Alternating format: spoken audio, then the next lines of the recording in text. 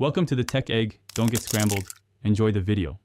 You begin by confirming ownership and context. Are you the uploader or a subject in the photo? Once you know that, open Google Maps or the Street View app and navigate to the exact image. Tap the three-dot menu or the report button to start. This launches the removal flow. You do this now because correct targeting speeds review. Incorrect reports delay removal. Make sure you're signed into the account you want Google to consider for the request. Now complete the removal form carefully. Select the most accurate reason, privacy, copyright, or legal, because Google evaluates by category. Explain how the image violates policy, include date, location, and any identifying markers so reviewers can find the exact frame. Upload supporting documents when available. Proof of ownership, government ID redacted as needed, or copyright registration.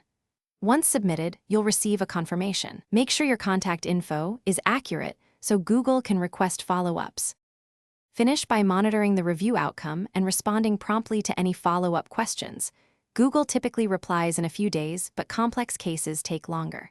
If your request is denied, provide new evidence and request reconsideration, or use the copyright or legal removal channels if applicable. Make sure to document all correspondence. Troubleshooting tip. If the wrong image was targeted, clear screenshots and exact URLs shorten review time. Escalate to Google's legal removals only for law-related or safety-critical content. Thanks for watching. Consider subscribing if I helped unscramble your problems.